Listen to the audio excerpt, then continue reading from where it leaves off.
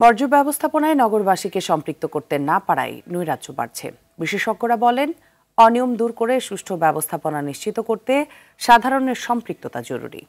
ময়লা সংগ্রহকারীদের সুরক্ষায়ও কার্যকর ব্যবস্থা নিতে হবে। দুই সিটি কর্পোরেশন জানায়, শৃঙ্খলা ফেরাতে বেশ কিছু পদক্ষেপ নেওয়া হয়েছে। সাকিবুর রহমানের ধারাবাহিকে রাত শেষ পর্ব। বছর শেষের খুশি নগদে হবে বেশি। নগদ পেমেন্টে নির্দিষ্ট ক্যাটাগরির কেনাকাটায় 300 টাকা পর্যন্ত ক্যাশব্যাক। খালি হাত পায়ে এভাবেই প্রতিদিন ঝুঁকিপূর্ণ নগর বর্জ্য হাতড়াতে হয় সংগ্রহকারীদের। বাসাবাড়ি থেকে ভ্যানে করে ময়লা এসটিএসে এনে প্লাস্টিক দ্রব্য, কাগজ আর পচনশীল বর্জ্য আলাদা করতে হয়। প্রতি বছর আবর্জনা সংগ্রহের বিল বাড়লেও বেতন বাড়ে না মাঠকর্মীদের।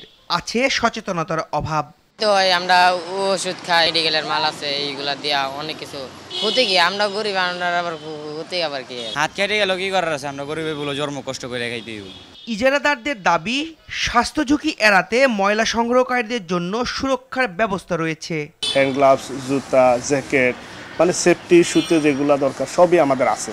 তো অনেক ক্ষেত্রে হয় যে কি মানে আসলে তারা তো একটু জ্ঞানহীন, তো তারা অনেক ক্ষেত্রে দেখা যাচ্ছে যে বিষয়টা বুঝে না, বিষয়টা তারা ব্যবহার করে না। এবার ইজারায় শর্ত কঠোরভাবে পর্যবেক্ষণ করবে সিটি কর্পোরেশন। শর্ত ভঙ্গ করলেই বাতিল হবে ইজারা। যাতে সুচারুভাবে in order for smooth management of waste সবকিছুই লিগ্যাল ফ্রেমওয়ার্ক। আমরা বললাম যে এভালুয়েশনের জন্য আমরা ক্রাইটেরিয়া করেছি। বর্জ্য অপসারণের সুষ্ঠু ব্যবস্থাপনা নিশ্চিত ও অনিয়ম দূর করতে জনসাধারণকে সম্পৃক্ত করার পরামর্শ নগরবিদদের। বর্জ্য ব্যবস্থাপনাতে আমাদের যে সাধারণ মানুষের অংশগ্রহণ এখনো কম। সোর্সে সেপারেশন করা, এই ধারণাগুলো কিন্তু আমরা এখনো অভ্যস্ত না। আবার আমরা যারা বসতবাড়িতে থাকি তারা এলাকা ভিত্তিক কোথায় যে ময়লাটা ফেলবো সেই জায়গাগুলো এখনো কর্পোরেশন নির্দিষ্ট করতে পারেনি। এসটিএস তো বড় জায়গা, কিন্তু আপনাকে প্রতিটা নেইবারহুডেই কিন্তু একাধিক পয়েন্ট থাকতে হবে।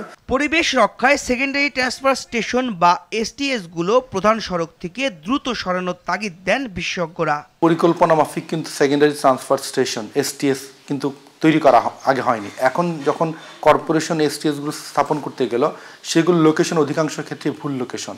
অনেক ক্ষেত্রে রাস্তার এমন জায়গাতে যেখানে প্রচুর মানুষ চলাচল করে, এমনও দেখেছি পাবলিক স্পেসের পাশাপাশিও এগুলো করেছে, অনেক সময় কোনো পার্কের কোনায়ও করেছে। তাহলে এটা একটা নুইসেন্স তৈরি করছে। বিভিন্ন ধরনের অপশন তৈরি করতে হবে। কোথাও ভালো জায়গা পাওয়া গেলে বড় এসটিএস হতে পারে। বাসযোগ্য নগর গড়তে পরিবেশ রক্ষায় কার্যকর উদ্যোগ, সুষ্ঠু ব্যবস্থাপনা ও আইনের যথাযথ প্রয়োগ চান নগরবিদরা। সাকিবুর রহমান, RTV, ঢাকা।